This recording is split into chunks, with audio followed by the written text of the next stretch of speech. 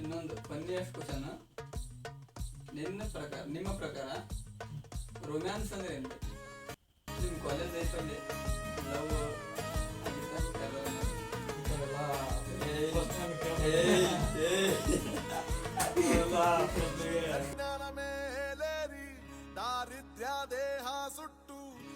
ಕರ್ನಾಟಕ ಜನತೆಗೆ ನಮಸ್ಕಾರ. ನನ್ನ ಹೆಸರು ಚನ್ನವೀರೇಶ್ ಎಸ್.ಕೆ. ನಾವು ಫನ್ ಆಗಿ ಒಂದು ಹಂಗೆ ಪಾಡ್ಕಾಸ್ಟ್ ಹಮ್ಮಿಕೊಂಡಿದ್ದೀವಿ. ಅದು ಯಾವ ಥರ ಇರುತ್ತೆ ನೋಡಿ, ಇಷ್ಟ ಆದರೆ ಲೈಕ್ ಮಾಡಿ. ನಮ್ಮ ಪಾಡ್ಕಾಸ್ಟೇ ಬಂದಿರೋದು ಬೇರೆ ಯಾರಲ್ಲ, ನಮ್ಮ ರೂಮೇಟ್ ಆಗಿರ್ತಕ್ಕಂಥ ನಿರಂಜನ ಅಣ್ಣ ಅವ್ರನ್ನ ನಮ್ಮ ಚಾನಲ್ಗೆ ವೆಲ್ಕಮ್ ಮಾಡ್ಕೊಳ್ಳೋಣ. Welcome to channel bye. ನಮಸ್ಕಾರ ಎಲ್ಲ ಕನ್ನಡ ಜನತೆಗೆ. ನಾವು ದೊಡ್ಡದಾಗಿ ಸಾಧನೆ ಅದು ಮಾಡಿದವ್ರದು ಅನ್ಕೋಬೇಡಿ ಫ್ರೆಂಡ್ಸ್. ಆರಾಮಾಗಿ ಫನ್ ಆಗಿ ನೋಡಿ, ಎಂಜಾಯ್ ಮಾಡಿ. ಇಷ್ಟ ಆದ್ರೆ ಲೈಕ್ ಮಾಡಿ ಮತ್ತು ಸಬ್ಸ್ಕ್ರೈಬ್ ಮಾಡಿ.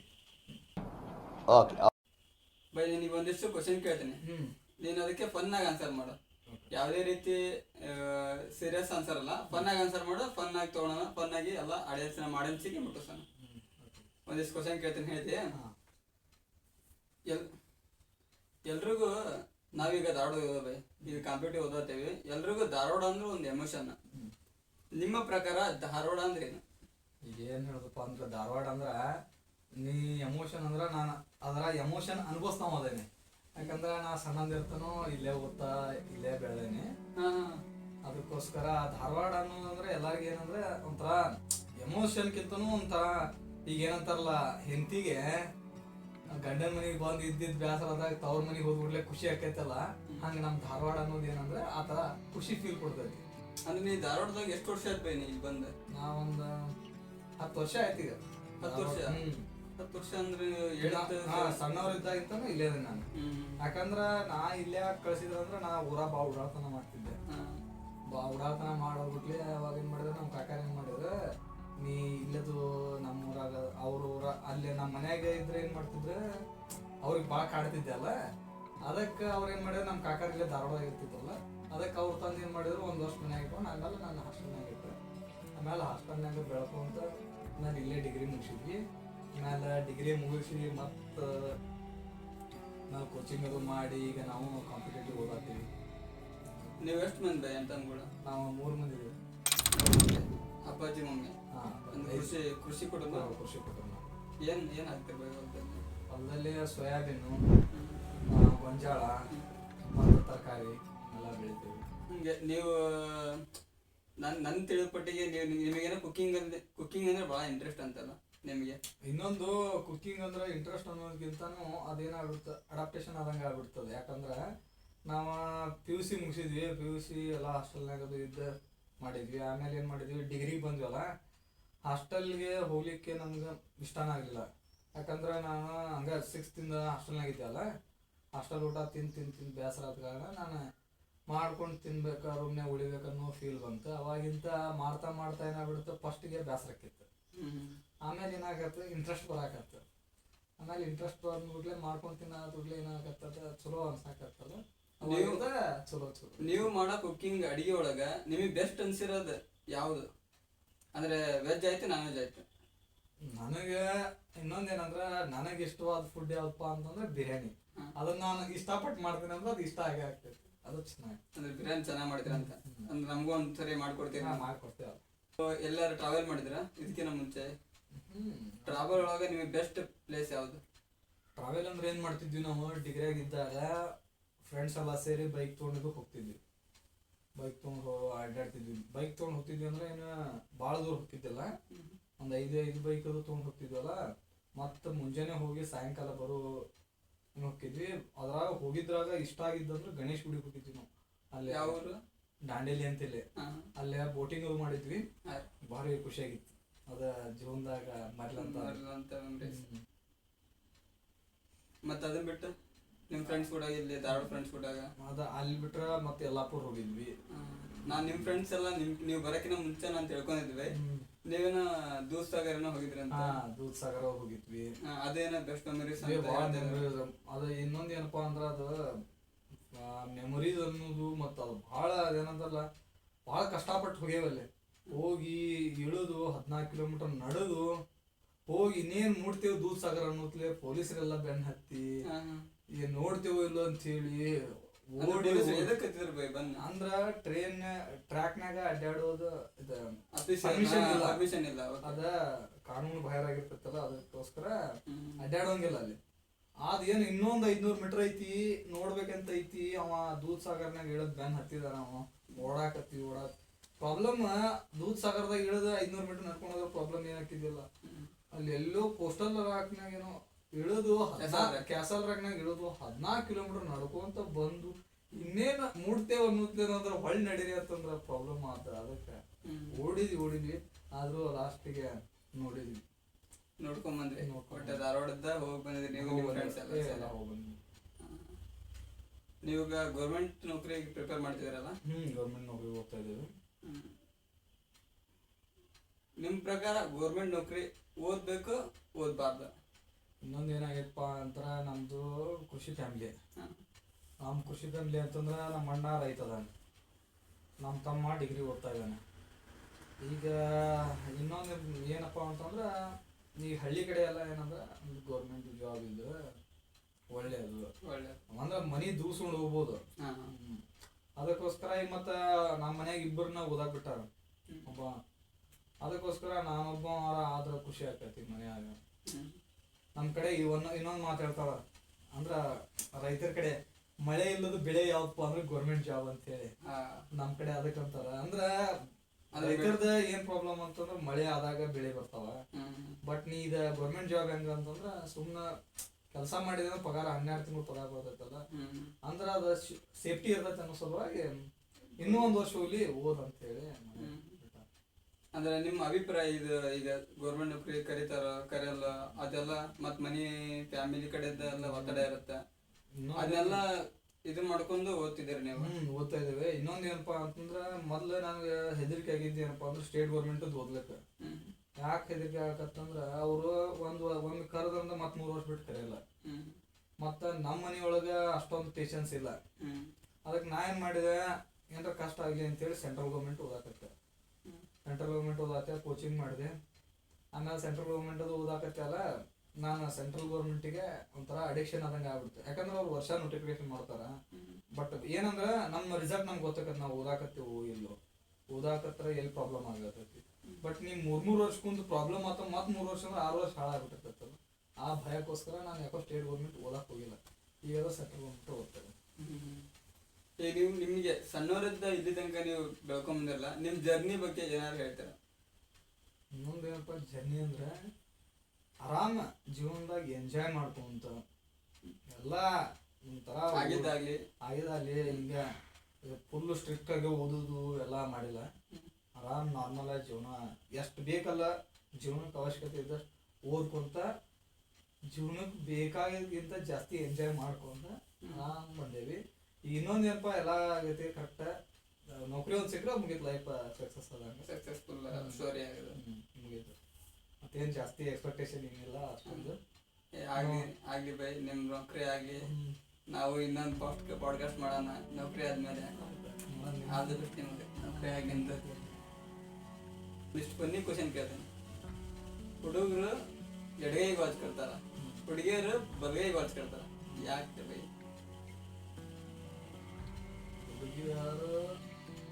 ಬಲಗೈಗೆ ವಾಚ್ ಕೊಡ್ತಾರ, ಹುಡುಗರು ಎಡಗೈಗೆ ವಾಚ್ ಕೊಡ್ತಾರ, ಯಾಕೆ?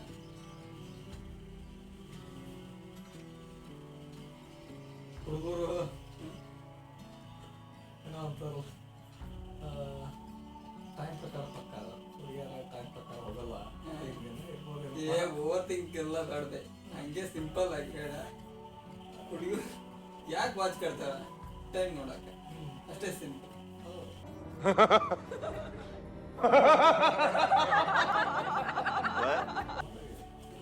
ಹುಡುಗರು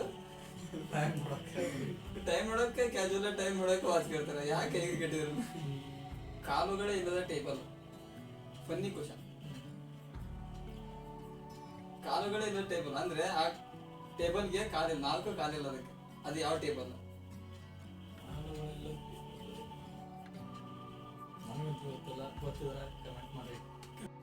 ನಮಗೆಲ್ಲ ಗೊತ್ತಾಗೋಯ್ತು. ನಿಮಗೇನಾದ್ರೂ ಗೊತ್ತಿದ್ರೆ ಕಮೆಂಟ್ ಮಾಡಿ. ಜನರು ವಾಸವಾಗದ ಸಿಟಿ ಯಾವುದು? ಜನರ ವಾಸವಾಗದ ಸಿಟಿ. ಆ ಸಿಟಿ ಒಳಗ ಜನ ವಾಸ ಆಗಕ್ ಬರಂಗಿಲ್ಲ. ಎಂಟ್ರಿಸಿಟಿ. ಎಂಟ್ರಿಸಿಟಿ, ಎಲೆಕ್ಟ್ರಿಸಿಟಿ. ನಿಮ್ಮ ಡ್ರೀಮ್ ಏನ್ ಬೇಕು? ಡ್ರೀಮ್ ಅನ್ನಕ್ಕೆ ಅಂತ ದೊಡ್ಡದೇನಿಲ್ಲ. ಒಂದು ಗೌರ್ಮೆಂಟ್ ಜಾಬ್ ತಗೊಂಡು ಚಲೋ ಫ್ಯಾಮಿಲಿ ನಡ್ಸ್ಕೊಂಡು ಜಾಸ್ತಿ ದೊಡ್ಡ ಏನಿಲ್ಲ. ಲೈಫಲ್ಲೆಲ್ಲ ಓಕೆ ಐತಿ. ಎಲ್ಲ ಕಡಿಮೆ ಐತಿ ಅಂತಂದ್ರೆ ನೌಕರಿ ಅದೊಂದು ಆತಂದ್ರೆ ಎಲ್ಲ ಅದಕ್ಕೆ ಸೆಟಲ್. ನಿಮ್ ಕಾಲೇಜ್ ಲೈಫಲ್ಲಿ ಆಯ್ತು ಇಲ್ಲ ಈ ಲೈಫಲ್ಲಿ ಆಯ್ತು, ಯಾವತ್ತಾರು ಫೇಕ್ ಅಕೌಂಟ್ ಕ್ರಿಯೇಟ್ ಮಾಡಿದ್ರೆ ಸೋಷಿಯಲ್ ಮೀಡಿಯಾದಲ್ಲಿ? ಇಲ್ಲ ಇನ್ಸ್ಟಾ, ಫೇಸ್ಬುಕ್ ಈಗಿಲ್ಲ. ಡಿಗ್ರಿಯಲ್ಲಿದ್ದ ಮಾಡ್ತಿದ್ವಿ ಫೇಕ್ ಅಕೌಂಟ್. ಅಂದ್ರೆ ನೀನ್ ಮಾಡಿದ್ರಿ? ನಾವು ಮಾಡಿ ಕಾಡ್ಸೋದು ಮಾಡ್ತಿದ್ವಿ. ನಿಮ್ಮ ಹುಡುಗರಿಗೆ ಅದು ಕಾಡ್ಸಿರಿ? ಮತ್ತೆ ಈಗೆಲ್ಲ ಇದ್ದಿದ್ದ ಅಕೌಂಟ್ ಓಪನ್ ಮಾಡಕ್ ಆಗತ್ತಿಲ್ಲ. ಅಂದ್ರೆ ಇದ್ದಿದ್ದ ಅಕೌಂಟ್ ನೋಡಕ್ ಆಗ್ತಾರೆ. ಫೇಕ್ ಅಕೌಂಟ್ ಮಾಡಿ ಅದಕ್ಕೆ ಏನ್ ಹೇಳಪ್ಪ ಅಂತಂದ್ರೆ ಒಂದ್ ಏನೋ ಹೇಳ್ಬೋದು ಅಂತಂದ್ರೆ ಒಂದ್ ಟೈಮ್ ಬರ್ತಂದ್ರೆ ಎಲ್ಲಾರ್ಗಿ ಎಲ್ಲ ತರ ಸಿಗ್ತದೆ. ಬಟ್ ದುಡ್ಡು ಕೊಟ್ಟರು ಎಂಜಾಯ್ಮೆಂಟ್ ಸಿಗೋದಿಲ್ಲ. ಎಂಜಾಯ್ಮೆಂಟ್ ಟೈಮ್ ಸಿಕ್ಕಾಗ ಯಾಕಂದ್ರೆ ನಮ್ಮಷ್ಟೇ ಎಂಜಾಯ್ ಯಾರು ಮಾಡಿಲ್ಲ ಅನ್ಸುತ್ತೆ. ಅಂದ್ರೆ ಡಿಗ್ರಿ ಒಳಗೆ ಇವಾಗ ಇವಾಗ ಅಂದ್ರೆ ಡಿಗ್ರಿ ಓದೋಬಿಟ್ರೆ ನಿಮ್ ಸಜೆಷನ್ ಅವಾಗ ಎಂಜಾಯ್ಮೆಂಟ್ ಮಾಡ್ಬೇಕ ಬೇಡ? ಅವಾಗೂ ಓದ್ಬೇಕ? ಡಿಗ್ರಿ ಇದ್ದಾಗ ಚಂದಾಗಿ ಎಂಜಾಯ್ಮೆಂಟ್ ಮಾಡಿ ಪಾಸ್ ಆಗೋಷ್ಟು ಓದ್ಬೋದು ಸಾಕು.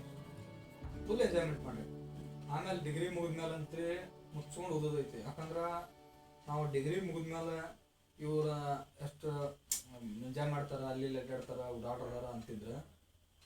ಬಟ್ ನಾವು ಡಿಗ್ರಿ ಮುಗಿದ್ಮೇಲೆ ಮುಚ್ಕೊಂಡು ಓದಕ್ಕೆ ಸ್ಟಾರ್ಟ್ ಮಾಡಿದ್ವಿ. ಬಟ್ ಇನ್ನೊಂದೇನು ಅನ್ಕೊಂತೀರಿ, ಇವು ಎಷ್ಟೆಲ್ಲ ಹೇಳತ್ತಾರ ನೌಕರಿ ಆಗಿಲ್ಲ. ಬಟ್ ನೌಕರಿ ಆಗಕ್ಕೆ ಟೈಮ್ಸ್ ತೊಗೊಳ್ತೈತಿ. ಈ ವರ್ಷ ಇಲ್ಲಾಂದ್ರೆ ಮುಂದಿನ ವರ್ಷ. ಬಟ್ ನಮ್ಮ ಡೆಡ್ಲೈನ್ ಏನಂದ್ರೆ 2026 ಮುಗಿದ್ರೆ ಒಂದು ನೌಕರಿ ತೊಗೊಳ್ಬೇಕು. ನಾನು ತೊಗೊಂತೀನಿ. ಈಗ ನಿಮ್ಮ ಫ್ರೆಂಡ್ಸ್ ಹೆಸರು ಬೈ, ಯಾರೇ ನಿಮ್ಮ ಫ್ರೆಂಡ್ಸ್ ಅಲ್ಲಿ ಯಾವ ಹೆಸರು ವಿಚಿತ್ರವಾಗಿ ಸೇವ್ ಮಾಡಿರಿ ನೀವು? ಒಬ್ಬನ ಹೆಸರು ಸೇವ್ ಮಾಡೇನೆ. ಯಾವ್ದಂತ ಹೇಳ್ತೀರಿ? ಅವನ ಹೆಸರು ಪ್ರಜ್ವಲ್ ಅಂತ ಹೇಳಿ. ಅವನ ಹೆಸರು ನಾವು ವಿಮಲ್ ಅಂತ ಸೇವ್ ಮಾಡ್ರಿ. ವಿಮಲ್ ನಮಗೆ ಸ್ವಾಭಿಮಾನ ಇದೆ. ನಿಮ್ ಫ್ರೆಂಡ್ಸ್ ಒಳಗೆ ವಿಮಲ್ ಗುಟ್ಕಾ ಚೀಟ ಇರ್ತಾವ. ಬಟ್ ಅವ್ನು ಗುಟ್ಕಾ ಕಣಕಣದಲ್ಲಿ ಕೇಸರಿ. ಬಟ್ ಗುಟ್ಕಾ ಯಾರು ತಿನ್ಬಾರ್ರಿ. ಗುಟ್ಕಾ ಅಂತ ಯಾಕೆ ಸೇವ್ ಮಾಡಿದ? ಅವ್ನ ಮಗ ಹಂಗ್ ಕಾಣ್ತಿತ್ತಲ್ಲ, ಅದಕ್ಕೆ ಈಗಾದ್ರೂ ವಿಮಲ್ ಅಂತ ಐತದ ನಾನು ಪುಣ್ಯಾಗ. ಅವನ್ ಮಗ ಹಂಗ ಅಂತಿರ್ತ. ಬಟ್ ಅವ ಏನೋ ಊಟ ಮಾಡ್ತಿದ್ದ ಏನಿಲ್ಲ. ಒಂಥರ ಅವ ಮಕ ಏನೋ ಅಡ್ರೆಸ್ ಹೇಳಕ್ಕೆ ಬೇಕು. ಇನ್ನು ಹಂಗಂಗ ಬಾಳ ಇಟ್ಟೇವಿ. ಇನ್ನೊಬ್ಬನ ಹೆಸರು ಕಡ್ಲಿ ಅಂತ ಇಟ್ಟಿದ್ವಿ. ಅಂದ್ರ ಅವ ಸರ್ ಏನ್ ಮಾಡಿದ, ಕರ್ದಿದ್ದ ಅವ ಕಡ್ಲಿ ಅಂದ್ಬಿಟ್ಟಿದ್ದ. ಅವಾಗಿಂದ ಅವ ಕಡ್ಲಿ ಅಂತ ಹೆಸರು ಇಟ್ಟಿದ್ವಿ. ಕಡ್ಲಿ ಅಂತ ಹೆಸರು ಐತಿ. ಅವನ ಹೆಸರು ಗೌಡ್. ಪಾಪ ಏನ ಗೌಡ ಅಂತೇಳಿ ಅವನ ಹೆಸರು ಕಡ್ಲಿ ಅಂತ ಸೇವ್ ಮಾಡಿದ್ವಿ. ಒಬ್ಬನ ಹೆಸರು ಸಂಗಮ್ ಸೂರ್ಯ. ನಮಗೆಲ್ಲ ಗೊತ್ತಾಗೋಯ್ತು. ನಿಮ್ ಲೈಫ್ ಒಳಗೆ ಒಂದ್ ಬ್ಯಾಡ್ ಇನ್ಸಿಡೆಂಟ್ ಅಂತ ಆಗಿರುತ್ತೆ, ಅದನ್ನ ಹೋಗಿ ಸರಿ ಮಾಡ್ಬೇಕು ಅಂತ ಅನ್ಸಿದ್ರ ಈ ಟೈಮ್ ಒಳಗ ಆ ಇನ್ಸಿಡೆಂಟ್ ಯಾವ್ದು ಸರಿ ಮಾಡ್ತೀರಿ ನೀವು? ಹಿಂದಕ್ಕೆ ಒಂದು ಟೈಮ್ ಟ್ರಾವೆಲ್ ಅಂತ ಬಂದ್ರ ನೀವು ಹಿಂದಕ್ಕೆ ಹೋಗಿ ಒಂದ್ ಯಾವ್ದಾದ್ರು ಇನ್ಸಿಡೆಂಟ್ ನೀವು ಸರಿ ಮಾಡಿ ಬರ್ಬೇಕಂದ್ರ ಆ ಯಾವ ಇನ್ಸಿಡೆಂಟ್, ಅದು ಬ್ಯಾಡ್ ಇನ್ಸಿಡೆಂಟ್ ಆಗಿರ್ಲಿ ಯಾವ್ದೇ ಆಗಿರ್ಲಿ, ಹೋಗಿ ಸರಿ ಮಾಡಬಾರ್ದು. ಸರಿ ಮಾಡಿ ಅದು ಒಂದು ನಾವು ಮಾಡಬಾರ್ದಪ್ಪ, ಆ ತಪ್ಪು ಮಾಡಬಾರ್ದೈತೆ ನಾವು ಅನ್ನೋದು ಇನ್ಸಿಡೆಂಟ್ ಒಂದಿತ್ತು ಅಂದ್ರೆ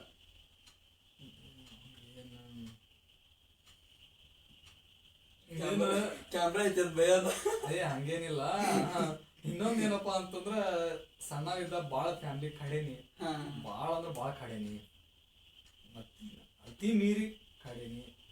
ಅದೊಂದು ಟ್ರಾವೆಲ್ ಕೊಟ್ರೆ ಹೊಳ್ಳಿ ಹೋಗಿ ಆತರ ಮಾಡ್ಬಾರ್ದ ಅನಿಸ್ತು. ಇನ್ನೊಂದು ಕತೆ ಹೇಳ್ತೀನಿ ಕೇಳ. ನಾನು 10th ಮಟ್ಟ ಇದ್ದಾಗ ಬಹಳ ಕಾಡ್ತಿದ್ದೆ ನಮ್ಮ ಅವ್ರಿಗೆ. ಏನ್ ಜಗಳದು ಮಾಡಿ ಅದು ಹಿಂಗ್ ಕೇಳ್ತಿದ್ರು ಅವ್ರ. ಅಂದ್ರೆ ಅವ್ರಿಗೆ ಅಡಿಕ್ಷನ್ ಆಗ್ಬಿಡತ್ತೆ. ಇವ ಬಂದ ಅಂದ್ರೆ ಜಗಳ ಮಾಡ್ತಾನ. ಆಮೇಲೆ ಸ್ವಲ್ಪ ಸಮಾಧಾನ ಇರಾಕತ್ತೆ. ಅದ ಬಾಳ ಕಾಡಿದ್ದನ್ನ ಚೇಂಜ್ ಮಾಡ್ಬೇಕು. ಒಟ್ಟು ಒಳ್ಳೆ ವಿದ್ಯಾರ್ಥಿ ಇರ್ತೀರಿ. ಒಳ್ಳೆ ಅಂದ್ರೇನು ಕಡಿಮೆ ಕಾಡ್ಬೇಕ, ಜಾಸ್ತಿ ಬಾಳ ಓವರ್ ಆಗಿದ್ದೆ. ಹಾಸ್ಟೆಲ್ನಾಗ ಇದ್ದೆ ಅಲ್ಲ, ಹಾಸ್ಟೆಲ್ದಿಂದ ಅವ್ರಿಗೂ ಟೀಚರ್ಗಳು ಫೋನ್ ಮಾಡ್ತಿದ್ವು, ಅವ್ರಿಗೆ ಆ ಲೆವೆಲಿಗೆ ಹಾಕ್ತಿದ್ವಿ. ನಿಮ್ಮ ಮಗ ಏನು ಗೊತ್ತಾನೋ ಇಲ್ಲೋ ಅಂತೇಳಿ ಹಾಸ್ಟೆಲಿಂದ ಫೋನ್ ಮಾಡ್ತಿದ್ರು ಅವ್ರು. ನಮ್ಮ ಮನೆಯೆಲ್ಲ ಮಾಡ್ಯಾರ, ನಿಮ್ಮ ಹುಡುಗ ಏನು ಕಲಿಯೋದಿಲ್ರಿ ಹಂಗ ಹಿಂಗ ಅಂತೇಳಿ. ನಿಮ್ ಪ್ರಕಾರ ಲವ್ ಅಂದ್ರೆ ಏನು?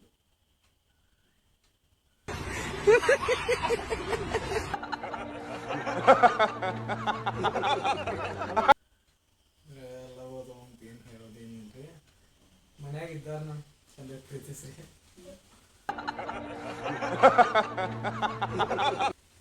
ಅಷ್ಟೇ ಇರೋದೆ. ಲವ್ ಅದು ಅವು ಇವು ಹುಡುಗಿಯಾರ್ದು ಲವ್ ಇದು ಹೇಳೋ ಅಷ್ಟ ಬೇಡ ರೀ.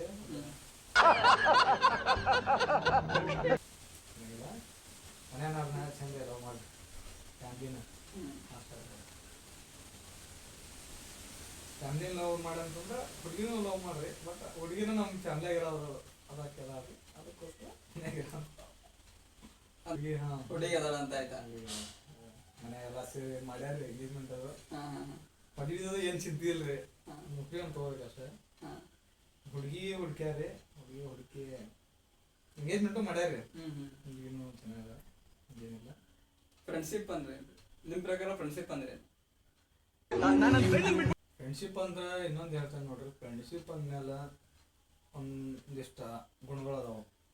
ಈಗ ನಾವು ಫ್ರೆಂಡ್ಸ್ಗಳು ಕೂಡಿದ್ವಿ ಅಂತಂದ್ರೆ ಅಲ್ಲೇ ರೂಲ್ಸ್ ಇರೋಲ್ಲ, ರೆಗ್ಯುಲೇಷನ್ಸ್ ಇರೋಲ್ಲ, ಮತ್ತು ಇದೇ ಮಾತಾಡಬೇಕು ಇದೇ ಮಾತಾಡಬಾರ್ದು, ಒಂಥರ ಏನು ಫಾರ್ಮಾಲಿಟಿ ಇರೋಂಗಿಲ್ಲ.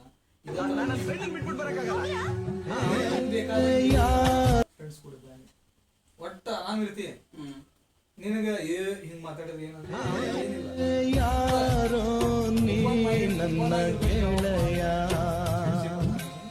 ಫುಲ್ ಓಪನ್ ಆಗಿರ್ತಿ ಯಾರಾದ್ರೂ ಅದು ಬೇಕಾದಷ್ಟು ಓಪನ್ ಆಗಿ. ಅಲ್ಲೇ ರೂಲ್ಸ್ ಇರಲ್ಲ, ರೆಗ್ಯುಲೇಷನ್ಸ್ ಇರಲ್ಲ, ರಿಸ್ಟ್ರಿಕ್ಷನ್ ಇರಲ್ಲ. ನನ್ನ ಹೃದಯ ಸೋಕಿದೆ ನಿನ್ನ ಉಸಿರು, ನನ್ನ ಫ್ರೆಂಡ್ಶಿಪ್ ಒಳಗೆ ಅನ್ನೋದು ಏನಿಲ್ಲ, ಎಕ್ಕಾದ್ ಮಾತಾಡೋದು. ಒಂದ್ ನಂಬಿಕೆ. ಫ್ರೆಂಡ್ಶಿಪ್ ಅಂದ್ರೆ ಒಂದ್ ನಂಬಿಕೆ. ನಂಬಿಕೆ, open heart, open mind, open heart, ಎಕ್ಕಾದ್ ಮಾತಾಡ. ಇನ್ನೊಂದು ಫನ್ನಿಯಸ್ಟ್ ಕ್ವಶನ್, ನಿಮ್ಮ ಪ್ರಕಾರ ರೊಮ್ಯಾನ್ಸ್ ಅಂದ್ರೆ ಏನ್ ಬೇಕು ಅಂತ ಎಲ್ಲ ದೊಡ್ಡ ಕೆಲ್ಸಕ್ಕೆಲ್ಲ ಮಾತಾಡ. ಕೆಲ್ಸಕ್ಕೆ ಹೋಗಿಲ್ರಿ ನಾವು. ಪ್ರೀತಿ ಮಾಡ್ರಿ, ಮದ್ವೆ ನಮ್ಗೆ ಅದೇ ಆನ್ಸರ್ ಕೊಡೋದು. ರೊಮ್ಯಾನ್ಸ್ ಅಂದ್ರೆ ಏನ್ ಬೇಕು? ಇಲ್ಲ ರೀ ಅಂತವೆಲ್ಲ ದೊಡ್ಡ ದೊಡ್ಡದೇನಲ್ಲಿ ಸಿಂಪಲ್ ಆಗಿ ಹೇಳೋಣ. ಅಂತ ಇಂಥವ್ರು ಗೊತ್ತಿಲ್ರಿ ನಮ್ಗೆ. ಕಟ್ಟಿ ಮಾಡ್ಬಿಡ್ತಾನೆ ಹೇಳುತ್ತೆ. ಇನ್ನೊಂದು ಕೇಳುತ್ತೆ, ನಿಮ್ಮ ಪ್ರಕಾರ ರೊಮ್ಯಾನ್ಸ್ ಅಂದ್ರೆ ಏನ್? ನಮ್ಮ ಪ್ರಕಾರ ರೊಮ್ಯಾನ್ಸ್ ಅದು ಅಂದ್ರೆ ನಮಗೂ ಅಷ್ಟೇನು ಗೊತ್ತಿಲ್ರಿ. ಫಿಲ್ಮ್ನಾಗ ಅದು ನೋಡಿದ್ದೀರಿ, ಒಂದು ಹುಡುಗ ಹುಡುಗಿ ಸೇರಿ ತಪ್ಕೊಂಡಿರ್ತಾರಲ್ರಿ, ಅದ ರೊಮ್ಯಾನ್ಸ್ ರೀ ನಮ್ಮ ಪ್ರಕಾರ. ನಿಮ್ ರೊಮ್ಯಾನ್ಸ್ ಬಗ್ಗೆ ಕೇಳ್ತೀನಿ. ಅವ್ರ ಒಂದು ಪದಾರ್ಥ ಆಯ್ತು, ಇಲ್ಲ ಹೂ, ಅನಿಮಲ್ಸ್, ಒಂದ್ ವರ್ಡ್ನಾಗ ಒಂದ್ ಹೆಸರು ಹೇಳ್ತೀನಿ ಅವ್ರಿಗೆ. ಉದಾಹರಣೆಗ ನಿಮ್ ಕೋಟೇಶ್ ಅಂತ ಹೇಳ್ತೀನಿ, ಅವ್ರ ಒಂದೇನ್ರ ಹೆಸರು ಹೇಳ್ಬೇಕು. ಅಂದ್ರ ಅವನ ಗಿಳಿ ಇಲ್ಲ ಗುಡ್ ಹಾರ್ಟ್ ಮ್ಯಾನ್. ಫಸ್ಟ್ ನಿಮ್ ರೂಮೇಟ್ ಶಶಾಂಕ್. ಶಶಾಂಕ್ ಹೆಂಗಪ್ಪ ಅಂತಂದ್ರೆ ನಾನು ಕೂಡ ಹೊಂದ್ಕೊಂಡಂಗೆ ಯಾರು ಕೂಡ ಹೊಂದ್ಕೊಂಡಿಲ್ಲ. ಅಂದ್ರ good heart man. Good. Anjaneya motivation speaker. Ramesh kind hearted. Mubarak thrilling words, thrill ಬರ್ತಾವ ವರ್ಡ್ಸ್ನಾಗ. ಜನವೀರ್ ಸೈಲೆಂಟ್ ಮನುಷ್ಯ.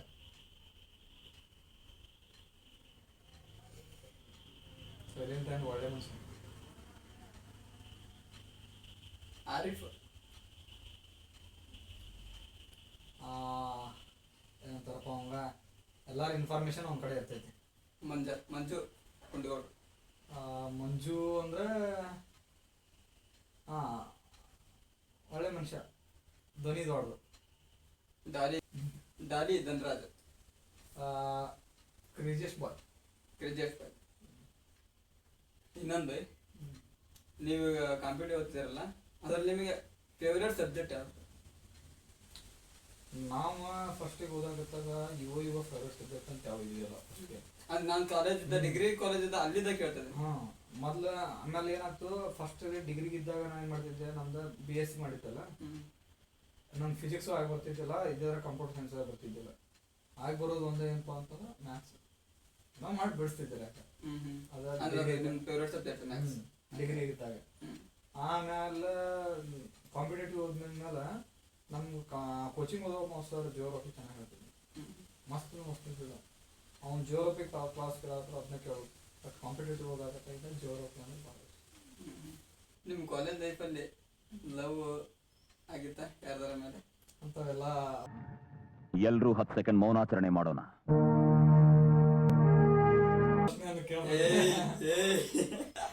ಅವೆಲ್ಲ ಪ್ರಶ್ನೆಗೆ ಈಗ ನಾವು ಎಲ್ಲ ಫ್ಯಾಮಿಲಿ ಮ್ಯಾನ್ ಆಗ್ಯಾವಿ ಅಂತ ಪ್ರಶ್ನೆಗಳಿಗೆ ಉತ್ತರ ಇಲ್ಲ. ಅದನ್ನ ಹಾಕೋದಂತ